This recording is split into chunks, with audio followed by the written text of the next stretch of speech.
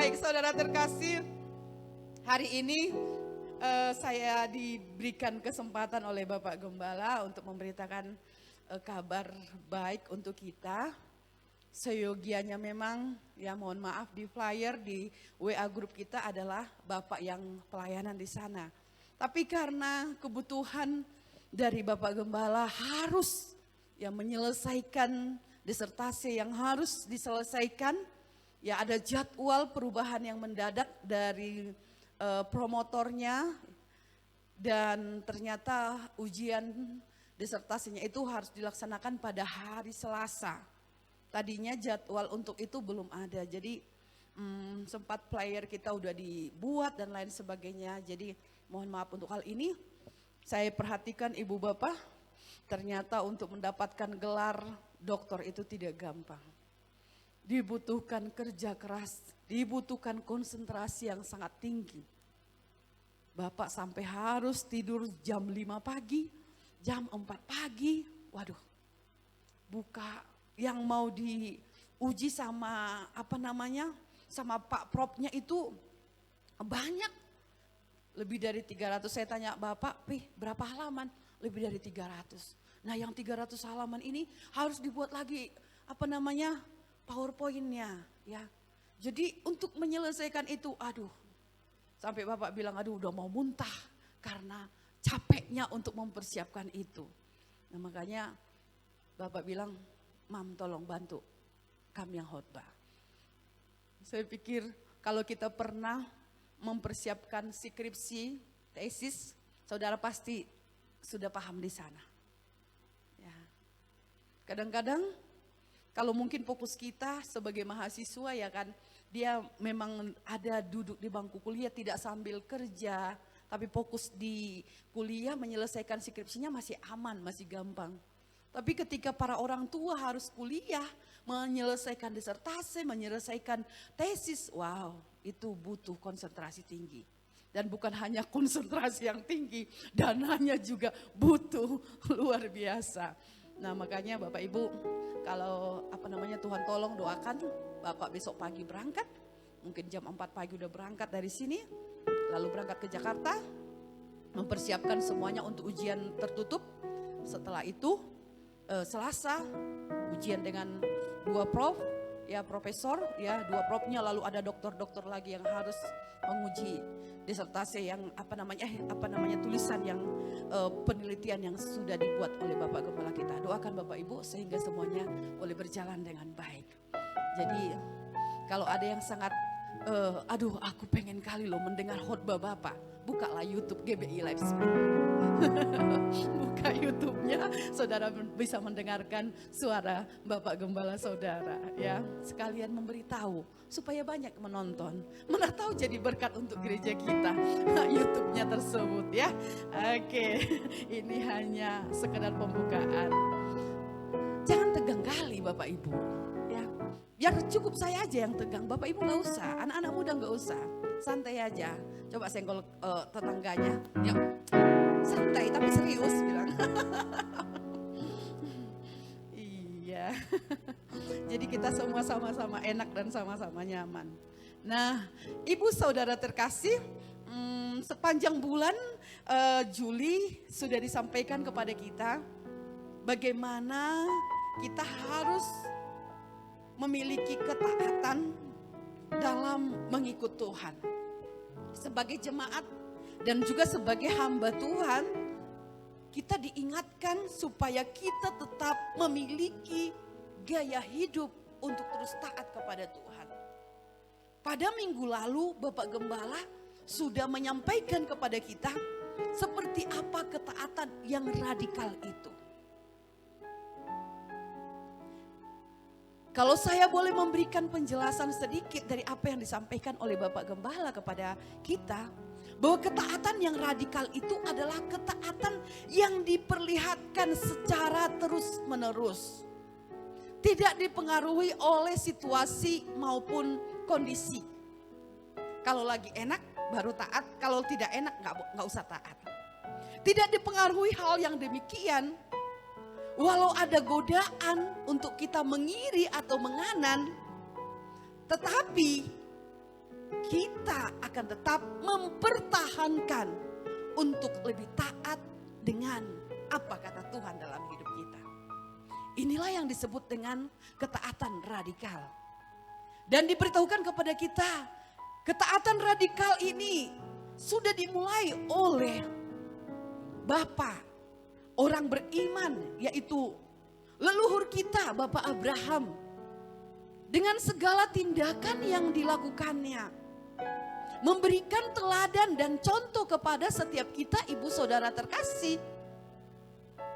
Apa yang diperbuatnya ketika Tuhan berkata kepada dia, persembahkan anakmu.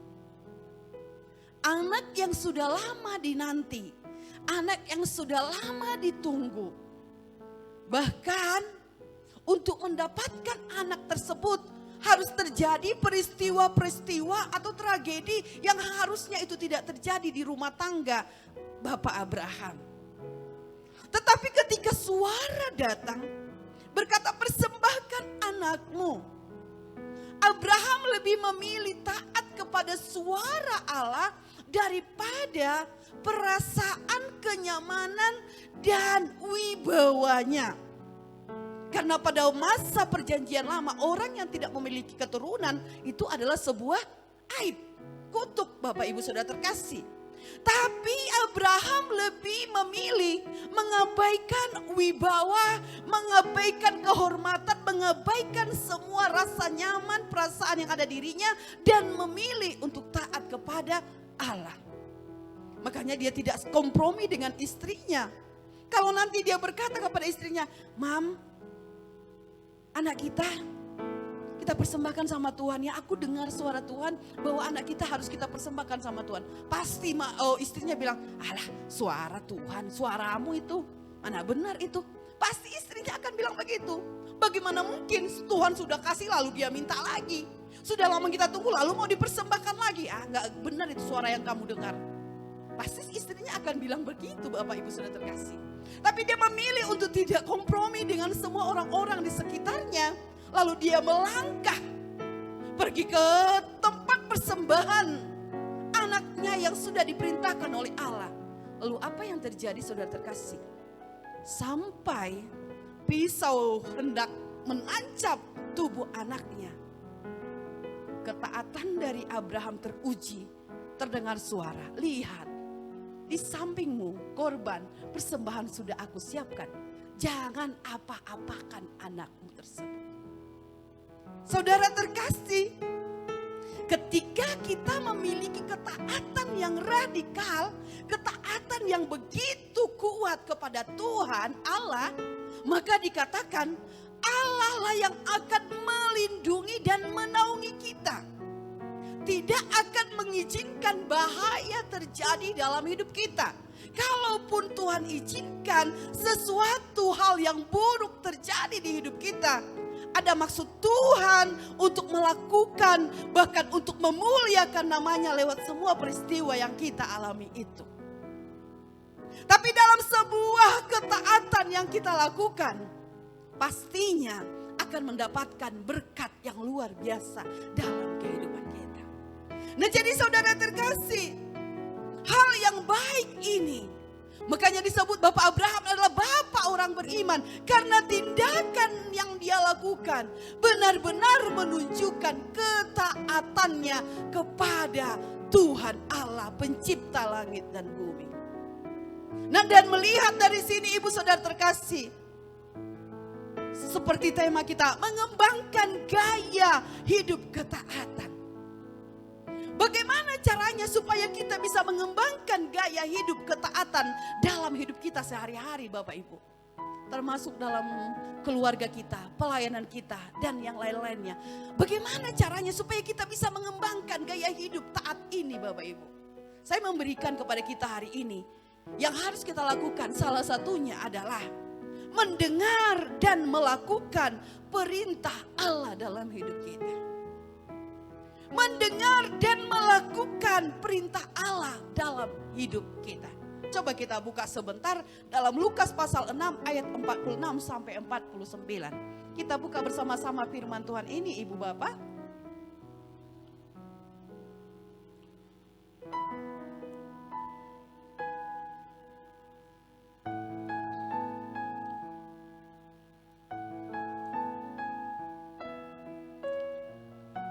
Dalam Lukas pasal 6 ayat 46 sampai 49. Secara bersama-sama kita boleh membaca firman Tuhan ini dengan kompak. Bapak Ibu dan anak-anak muda kita baca bersama-sama. Lukas pasal 6 ayat 46 sampai 49. Saudara ketemu? Amin. Kalau tidak ketemu di Alkitab, di handphone saudara lihat yang di slide kita. Silakan kita baca bersama-sama. 3, 2, ya. Mengapa Tuhan, padahal kamu tidak melakukan apa yang aku katakan? Setiap orang yang datang kepadaku dan mendengar perkataanku serta melakukannya, aku akan menyatakan kepadamu dengan siapa ia dapat disamakan. Ia sama dengan seorang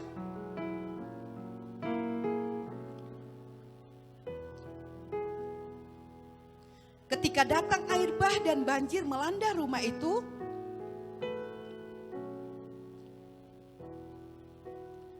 Akan tetapi barang siapa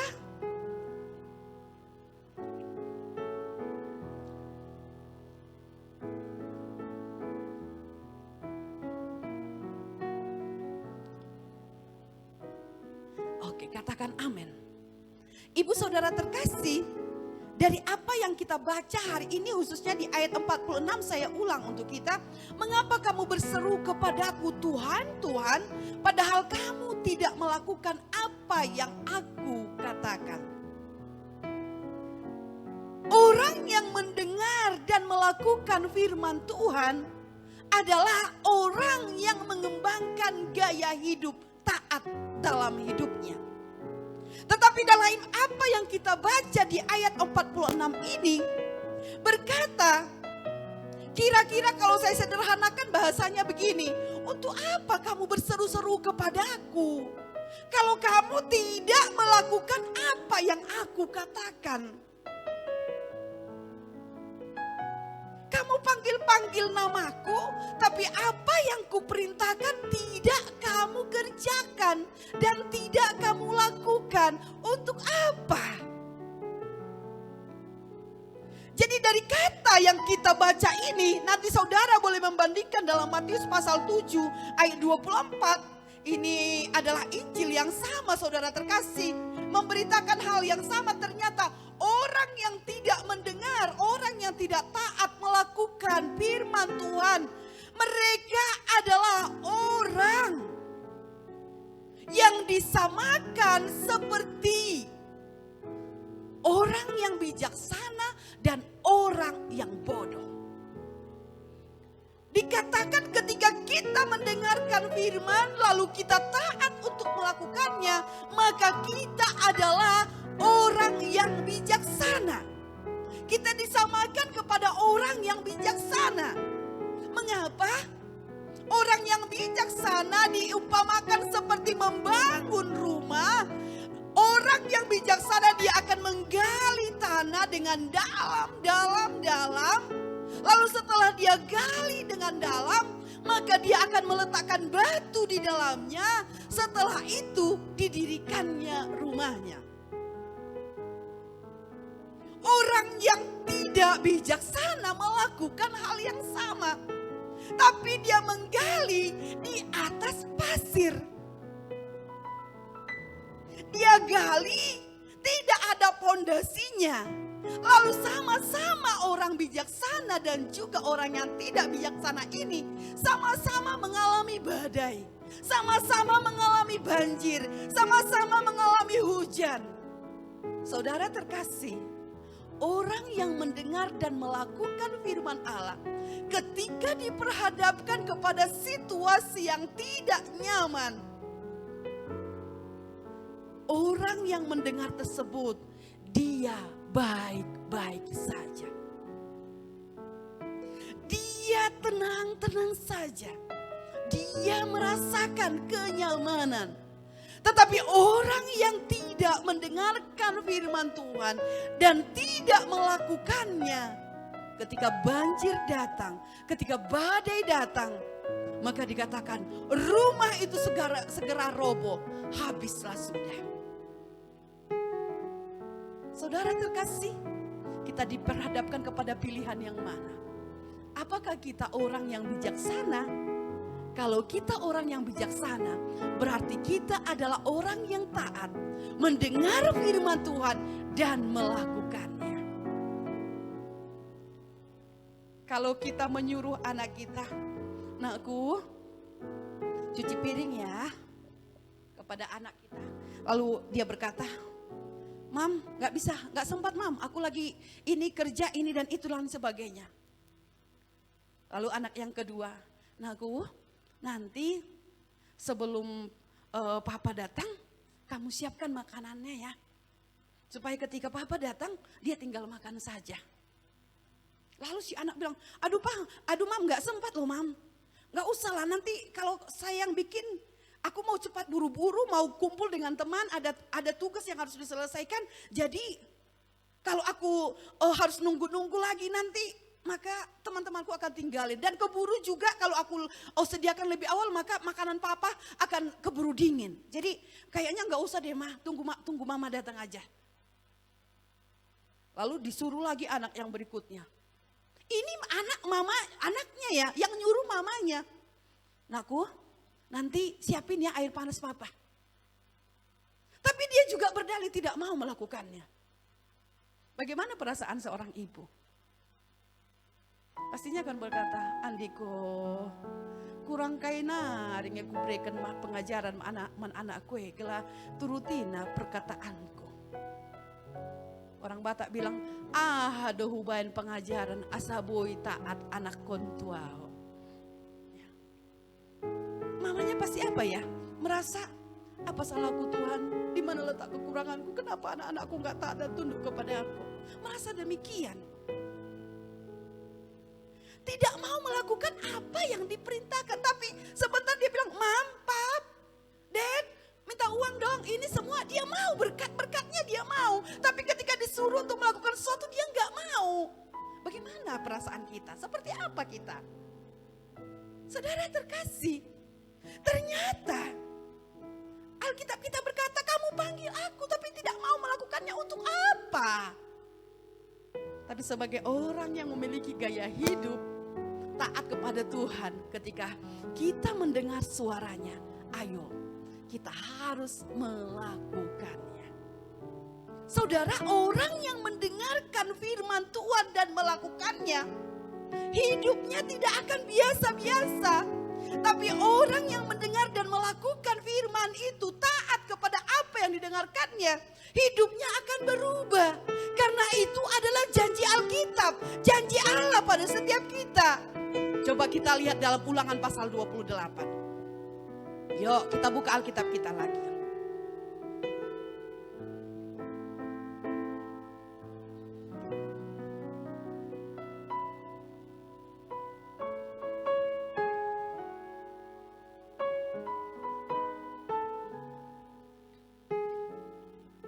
Kalau sudah ketemu, saudara boleh menyimak, saya akan baca secara perlahan-lahan. Ya. Coba nanti perhatikan, di mana ayat yang menunjukkan bahwa kita ketika kita mendengar dan taat kepada firman, ada sesuatu yang kita dapatkan. Lihat, "Jika engkau baik-baik mendengarkan suara Tuhan Allahmu dan melakukannya dengan setia, segala perintahnya yang kusampaikan kepadamu pada hari ini, maka Tuhan Allahmu akan mengangkat engkau di atas segala bangsa di bumi." 2. Segala berkat ini akan datang kepadamu dan menjadi bagianmu jika engkau mendengarkan suara Tuhan Allahmu. Diberkatilah engkau di kota dan diberkatilah engkau di ladang. Diberkatilah buah kandunganmu, hasil bumimu dan hasil ternakmu, yakni anak lembu sapimu dan kandungan kambing dombamu. Diberkatilah bakulmu dan tempat adonanmu. Diberkatilah engkau pada waktu masuk dan diberkatilah engkau pada waktu keluar. Bahkan ayat ke-7, lihat, Tuhan akan membiarkan musuhmu yang maju berperang melawan engkau terpukul kalah olehmu. Perhatikan, bersatu jalan mereka akan menyerangi engkau, tetapi bertujuh jalan mereka akan lari dari depan. Saudara terkasih, coba perhatikan. Ternyata ketika kita mendengarkan suara Tuhan dan melakukannya, apa yang kita dapatkan? Bukan kutuk seperti pada ayat 15 dan seterusnya dan seterusnya. Tapi yang kita dapatkan adalah berkat Tuhan. Tapi perhatikan, kata kuncinya di sini adalah mendengarkan suara Tuhan. Ayat 1 ditekankan lagi, lalu ayat bagian C-nya ditekankan lagi, bahkan ayat 2, segala berkat ini jika engkau mendengarkan suara Tuhan dan melakukannya dalam hidup kita sehari-hari. Kenapa orang diberkati? Karena dia memiliki ketaatan dan ketundukan. Bahkan mendengar dan melakukan apa yang didengarkannya dari Tuhan Allah.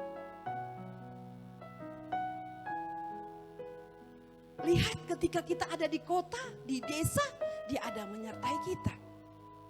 Bahkan bakul roti adonan kita. Kenapa bakul roti ya? Karena dulu kan budaya di sana ya buat roti ya, bukan kita masak nasi. Mungkin yang kalau kita sekarang diberkatilah magicommu atau kukusan nasimu seperti itu ya. Nah, tapi ini bakul roti adonan dan lihat buah kandungan. Makanya ibu-ibu, mohon maaf yang belum memiliki keturunan, doakan. Bilang sama Tuhan, Tuhan berkati buah kandunganku.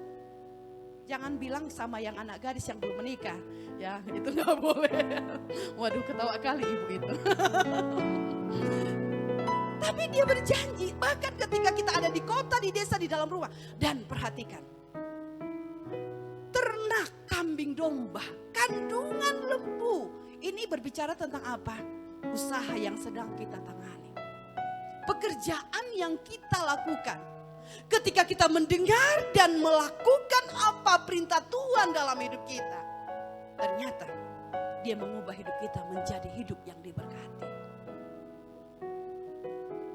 Ayat yang ke-7, ada musuh kita. Ya. Tadi dikatakan di sini, bersatu jalan mereka menyerang engkau, tetapi bertujuh jalan mereka untuk meninggalkan kita. Wow. Ini luar biasa. Semalam ketika di mobil seorang anak Tuhan, hari Jumat, ketika di dalam mobil seorang anak Tuhan bilang begini, Pak, saya gak tahu apa ini. Tapi semua orang kemarin yang memusuhi kami sampai menghancurkan rumah kami, menganiaya secara spirit, secara hari-hari ini saya melihat ada mereka yang celaka, ada yang meninggal, ada yang stroke dan lain sebagainya. Dalam hati saya, Tuhan membela orang-orang yang taat kepada Dia. Kadang-kadang Bapak Ibu kita mencoba membuat strategi. Ada orang yang tidak senang dengan kita. Kita mencoba berusaha untuk melawan, membalas mereka. Jangan, gak usah. Ya, gak usah lawan mereka. Malah kalau kita lawan nanti kita yang malah bersalah. Tapi apa yang kita lakukan untuk mendapat pembelaan Tuhan? Yang kita lakukan adalah mendengarkan suaranya dan taat kepada Dia. Maka firman ini akan digenapi pada kita. Bersatu mereka, tapi bertujuh mereka. Kemana mereka lari? Meninggalkan kita. Karena apa? Ada pertolongan Tuhan pada setiap kita. Makanya ibu saudara terkasih, dibutuhkan mendengar dan melakukan firman-Nya dalam kehidupan kita. Jangan biarkan situasi mengubah ketaatan kita kepada Tuhan. Jangan biarkan kondisi yang terjadi mengubah untuk kita tidak melakukan firman-Nya. Kalau Bapak Ibu baca peristiwa yang terjadi di Mara dan di Elim, saudara terkasih, dalam Keluaran pasal 15 ayat 22 sampai 27 di sana diceritakan bangsa Israel. Setelah mereka keluar mengalami kemenangan, maka Tuhan Allah berfirman kepada Musa hambanya, dikatakan, pergilah dari Teberau, pergilah dari sana, lalu pergi meninggalkan itu, kemudian berangkat ke padang gurun Syur. Firman Allah berbicara kepada mereka. Lalu saudara terkasih, mereka mulai mendengar dan menaati firman itu. Tetapi karena begitu kondisi, situasi yang mereka lakukan sangat membahayakan, sangat melelahkan. Bayangkan menuju dari Teberau itu menuju Padang Sur itu dibutuhkan waktu 3 hari. Dan ini mereka lewati. Di antara mereka ada yang bersungut-sungut, kehausan. Dan ketika mereka sampai di Marah, di tempat yang dituju, mereka mau menemukan air, tapi tidak menemukan air yang jernih. Mereka malah menemukan air, tapi airnya pahit. Makanya disebut Marah. Lalu saudara terkasih, mereka mulai bersungut-sungut kepada hambanya Musa. Apa yang Musa lakukan? Musa berseru kepada Tuhan. Lalu disampaikan kepada Musa, letakkan kayu di sana. Lalu air itu berubah, air pahit itu berubah menjadi air yang manis. Tapi kadangkala ketaatan kita dan ketundukan kita kepada Tuhan bisa berubah karena situasi yang sedang kita hadapi. Ya. Padahal udah jelas-jelas Tuhan Allah berfirman kepada mereka orang Israel, kalaupun kamu pergi kemana aku suruh, ada tiang awan, ada tiang api yang menyertaimu. Kemudian makanan apa yang mereka perlukan Tuhan sediakan. Tapi ketika diperhadapkan kepada kondisi yang membuat mereka gusar, mengalami kelelahan, mengalami keletihan, akhirnya mulai terjadi sungut-sungut. Mulai tidak taat, mulai berkata, udah kami balik saja kembali ke Mesir. Biar kami di sana menjadi tetap budak. Biar kami memakan makanan-makanan yang ada di sana. Gak apa-apa daripada kita seperti sekarang ini mengalami hidup yang susah. Saudara, seperti apa ketaatan kita ketika kita diperhadapkan kepada situasi yang tidak menyenangkan, kepada situasi yang tidak mengenakan. Apa yang kita lakukan? Apakah kita berhenti? Apakah kita bersungut-sungut? Allah mau dalam situasi yang kita hadapi, yang Tuhan mau adalah kita tetap percaya kepada Dia bahwa Dia tetap menolong dan memelihara kehidupan kita. Ketika kita mendengar dan melakukan firman-Nya, Allah tidak pernah membiarkan kita berjalan sendirian.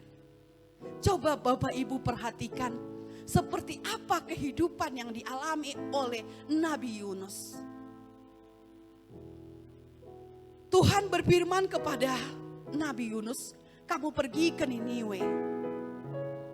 Beritahukan di sana supaya mereka bertobat.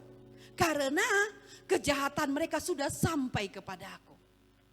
Memang kota Niniwe ini kan kota yang besar ya. Kalau kita lihat sejarahnya sampai 3 hari dikelilingi pun belum tentu selesai. Gak seperti Brastagi kita.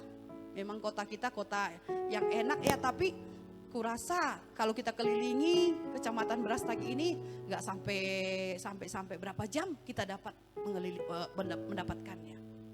Tapi kota Niniwe ini sangat luas dan bagus, maju ya. Tapi kejahatannya juga merajalela. Lalu Tuhan berkata kepada Yunus, ayo kamu pergi ke sana. Perintahkan, beritahukan. 40 hari lagi kota itu akan ditunggang balikan. Kalau mereka tidak berubah, maka mereka akan kehabisan. Tidak ada lagi pemulihan yang akan terjadi kalau mereka nggak bertobat. Mereka akan kehilangan apa yang ada pada mereka. Tapi tahu ke Bapak Ibu, Yunus ketika mendengar suara itu, dia mencoba kalkulasi, dia mencoba memberikan idenya sendiri. Dia berkata, ya udahlah, ngapain saya ke sana? Toh memang mereka jahat, toh memang mereka tidak mau bertobat. Biar aja mereka tetap menyembah berhalanya, menyembah dewa-dewanya. Biar aja melakukan kejahatan-kejahatannya. Dan biar ajalah nantikan neraka bagian mereka. Kira-kira begitu. Yunus mencoba untuk tidak mendengarkan suara itu dan mencoba tidak taat kepada apa yang disampaikan oleh Tuhan Allah kepada dia. Apa yang terjadi Ibu Bapak? ketidaktaatannya membuat dia meleset dari apa yang sudah direncanakan Allah dalam dirinya. Tadi dia disuruh ke Niniwe, sekarang dia pergi ke Tarsis. Dia lebih memilih, kota Tarsis lebih baik, biarlah ke sana saya memberitakan kabar baik. Supaya mereka semakin percaya kepada Tuhan Allah. Tapi itu adalah sesuatu hal yang salah. Ketika dia tidak mendengarkan dan tidak melakukan apa yang didengarkan. Dia naik kapal, kemudian terjadi badai. Tuhan izinkan goncangan yang hebat terjadi. Tetapi Yunus bisa dengan nyaman tidur di buritan kapal tersebut. Dia bisa nyenyak. Orang mulai gusar ketakutan berseru, tapi dia tidur dengan nyaman. Lalu orang mulai berkata, salah satu dari petugas berkata, kenapa kamu bisa tidur? Dia mungkin kayak kebingungan gimana begitu. Lalu orang membuat undi. Kalau dulu kan seperti itu ya, mau melihat siapa yang salah ada undi. Ya. Lalu ketika diundi itu kenalah Yunus. Apa yang mereka lakukan? Yunus dilemparkan ke dalam air. Kemudian ikan besar menelan dia. Dan sampai harus 3 hari Tuhan izinkan dia di dalam perut ikan besar tersebut. Dan dia menantikan seperti apa sikapnya untuk taat kepada apa yang diperintahkan Allah kepada dia. Coba nanti baca dalam pasal 1, pasal 2, pasal 3. Dia menyadari ternyata tindakannya itu adalah tidak tepat. Ketika dia menyadari dengan doa dan syukurnya kepada Tuhan. Tuhan memulihkan dia, ikan besar memuntahkannya kembali ke daratan. Dan sekarang dia tidak lagi menahan-nahan. Saya harus taat kepada apa yang saya dengar dan melakukannya. Sekarang dia berkemas, dia segera pergi ke Niniwe. Dan ketika sampai dia di Niniwe, dia mulai berseru. Kalau tidak bertobat, saya percaya dia KKR berjalan. Ya, dia katakan bertobat. Kalau tidak bertobat 40 hari lagi, kota ini akan ditunggang balikan. Kota ini akan ditunggang balikan, dia sampaikan. Lalu apa yang dilakukan oleh mereka? Raja, pemerintah dan masyarakatnya berubah. Mereka merendahkan hatinya, memakai kain kabung, merendahkan dirinya dan mulai minta ampun kepada Tuhan. Dan mereka bertobat, berpuasa. Dan apa yang mereka lakukan tersebut mengubah keputusan Tuhan untuk tidak menunggang balikkan kota Niniwe tersebut. Tapi bagaimana bisa itu terjadi? Karena ada seseorang yang taat, mendengar dan melakukan apa yang diperintahkan Tuhan Allah kepada dia. Seandainya dia tidak taat, maka kebangunan rohani tidak terjadi. Pemulihan di keluarga tidak terjadi. Pertobatan bagi pemerintah tidak terjadi. Tapi karena Yunus memberikan dirinya untuk taat mendengarkan perkataan Tuhan, semua Tuhan pulihkan.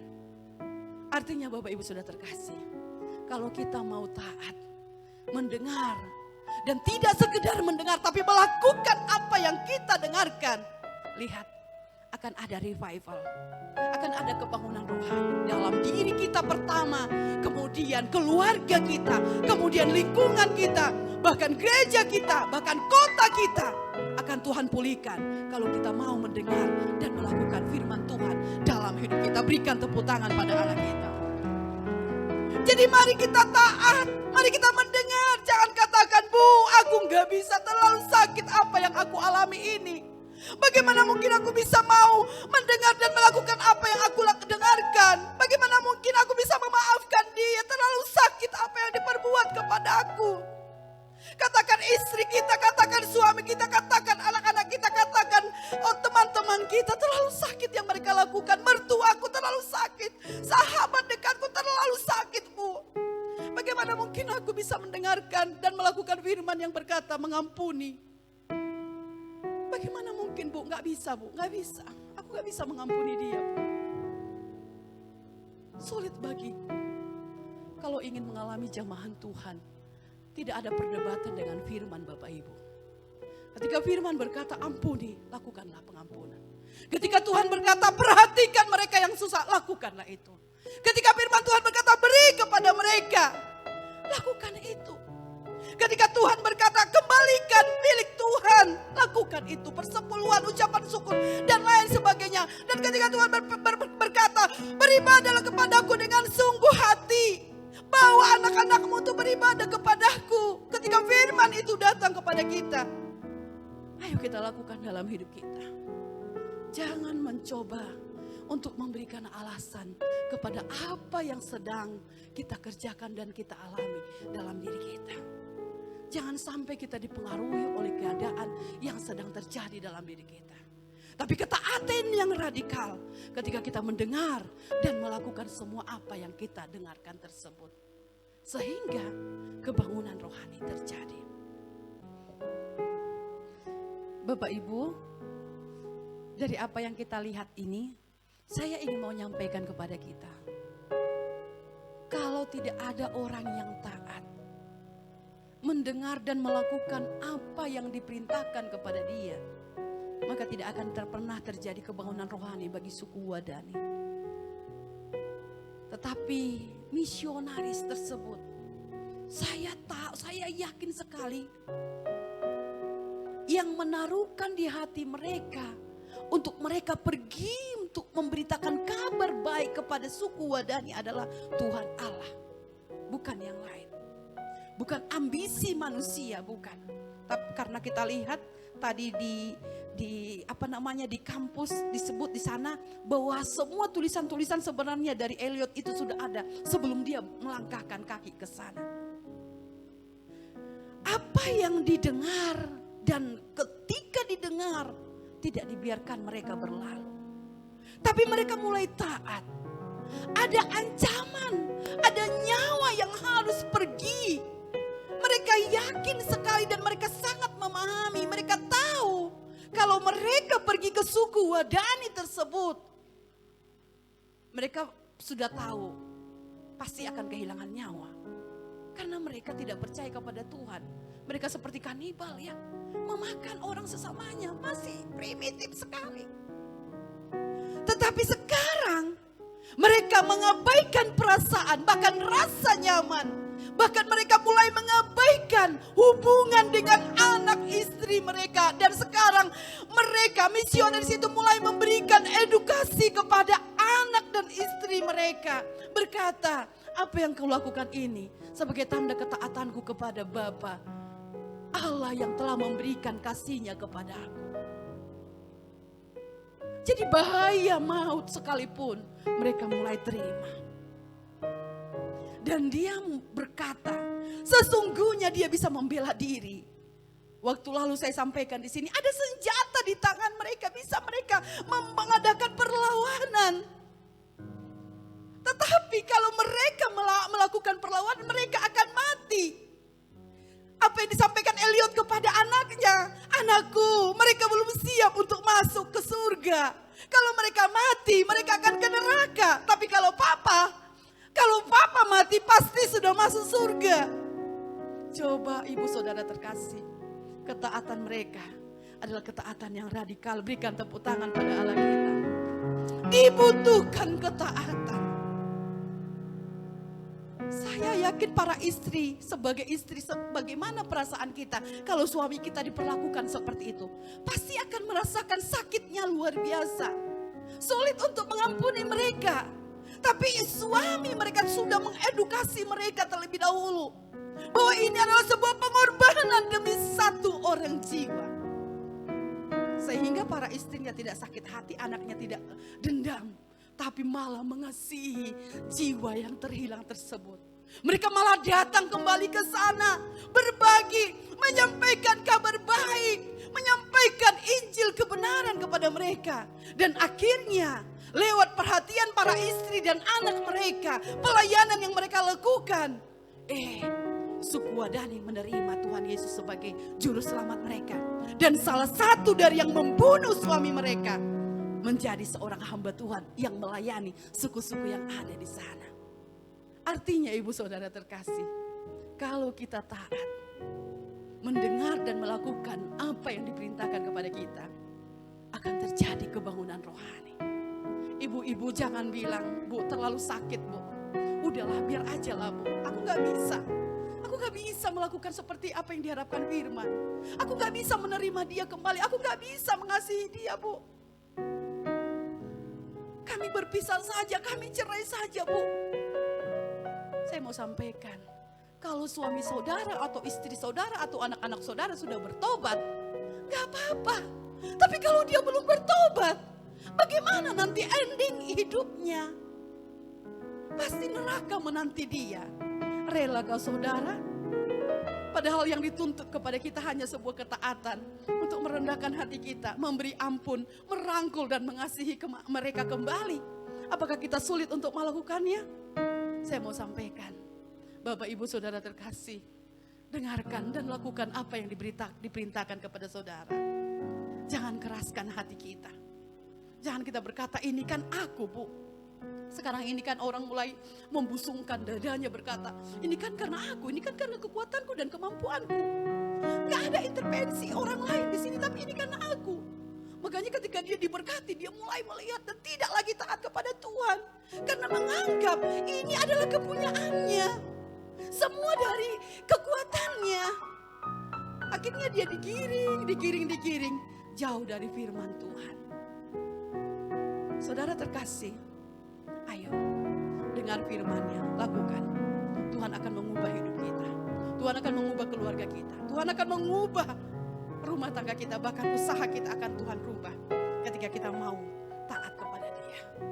Cobalah bergumul dengan firman-Nya. Lembutkan hati kita. Jangan membela diri. Jangan mau dipengaruhi oleh situasi yang ada. Dalam Yohanes pasal 5 ayat 30 di sana dikatakan, ia berkata, aku hidup bukan lagi menuruti kehendakku sendiri, melainkan kehendak Dia yang mengutus aku. Yesus sebagai teladan ketaatan yang luar biasa dalam hidup kita. Dia berkata, aku tidak bisa lagi dari diriku sendiri, tapi aku hidup dari orang, dari Allah Bapa yang mengutus aku untuk aku melakukan kehendak-Nya. Jadi apapun yang terjadi dalam diri kita, ibu saudara terkasih, sama seperti yang Yesus katakan, kehendak-Mu yang jadi dalam hidupku. Mencoba untuk membela, mencoba membangun kekuatan, tapi tidak bisa. Yang kita lakukan apa? Berserah dan taat kepada apa yang diperintahkan oleh Allah kepada kita. Makanya hari-hari ini, kalau ada suara-suara yang mencoba menggeser saudara untuk tidak taat kepada Tuhan, abaikan suara itu. Ada mulai suara-suara berkata, udah gak apa-apa, gak usah ibadah. Gak usah ibadah, juga nanti masih ada yang lain. Segera tepis suara itu, abaikan suara itu, melangkahlah dan terus mencari Tuhan. Karena akan ada berkat Tuhan mengikuti setiap anak-anak Tuhan yang mendengar dan melakukan firman-Nya dalam hidup kita. Ada pembelaan Tuhan, tidak dibiarkannya. Tapi ketika kita taat, maka Tuhan akan menolong setiap hidup kita. Situasi apa yang sedang terjadi dalam diri saudara hari ini? Ayo, dengar firman Tuhan, taati apapun yang diperintahkan kepada kita. Melangkahlah dengan iman, berjalanlah dengan penuh keyakinan bahwa kita sanggup untuk mengerjakan dan melakukannya. Tuhan memberkati kita.